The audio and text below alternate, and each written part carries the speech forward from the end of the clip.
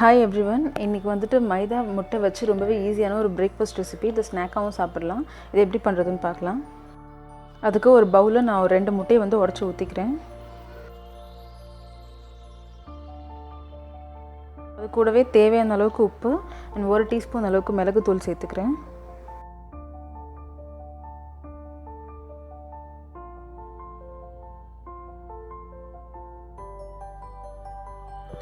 அரை டீஸ்பூன் இஞ்சி பூண்டு பேஸ்ட்.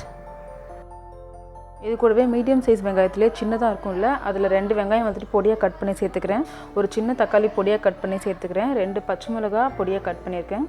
அண்ட் ஒரு கேரட் வந்து ஃபைனாக திருகி வச்சுருக்கேன். இப்போ இது எல்லாத்தையும் இதில் முட்டை கூட சேர்த்துக்கலாம். சேர்த்துட்டு இது எல்லாத்தையும் முட்டை கூட வந்து நல்லா கலந்துக்கலாம்.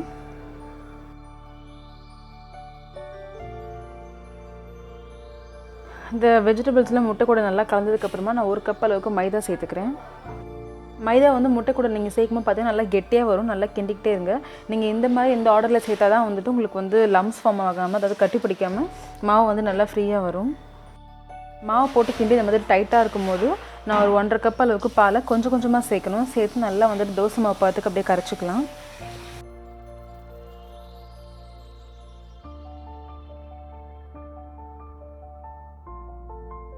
ஒன்றரை கப் பால் சேர்த்து நல்லா மிக்ஸ் பண்ணதுக்கப்புறமா பார்த்தீங்கன்னா உங்களுக்கு இந்த மாதிரி பேட்டர் நல்லா ஸ்மூத்தாக வந்திருக்கும்.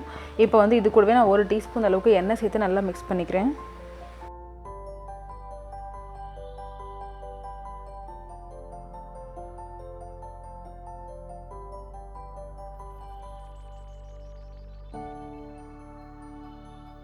இப்போ வந்து நான் ஒரு இரும்பு தோசைக்கல்லை வந்து நல்லா காய வச்சுருக்கேன். அதில் கொஞ்சமாக எண்ணெய் விட்டு இந்த மாவை ஒரு கரண்டி மூண்டு அதில் விட்டு இது நல்லா வேக வச்சு எடுக்கணும். உங்களுக்கு வேணா சுற்றி கூட கொஞ்சம் எண்ணெய் விட்டுக்கலாம். ஏன்னா அந்த மாவை ஸ்ப்ரெட் பண்ணாதீங்க, ஏன்னா காய்கறி இருக்கிறதுனால வந்துட்டு மாவு ஒரு மாதிரி பிஞ்சு பிஞ்சு வரும்.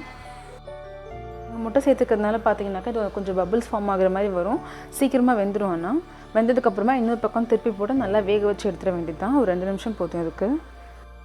ஸோ இதே மாதிரி மிச்சம் இருக்க மாவுலையும் வந்துட்டு எல்லாத்தையுமே ஊற்றி எடுத்துக்கலாம். ஸோ ரொம்பவே குயிக்கான ஈஸியான ஒரு பிரேக்ஃபாஸ்ட் ரெசிபி ரெடி. இது லாக்டவுன் டைமுங்கிறதுனால பார்த்தீங்கன்னா நம்ம எந்த அளவுக்கு சிம்பிளாக ரெசிபிஸ் பண்ணுறோமோ அந்தளவுக்கு நமக்கு தான் பொருள் மிச்சமாகும். அண்ட் இதுக்கு வந்து நீங்கள் தொட்டுக்கே தேவையில்லை, அப்படியே ப்ளைனாகவே சாப்பிடலாம். இது நீங்கள் பிரேக்ஃபாஸ்ட்டுக்கும் வச்சுக்கலாம், ஈவினிங் ஸ்நாக்ஸாகவும் செய்யலாம். ரொம்ப ஈஸியான ரெசிபி இது. கண்டிப்பாக ட்ரை பண்ணி பாருங்கள். தேங்க்ஸ் ஃபார் வாட்சிங்.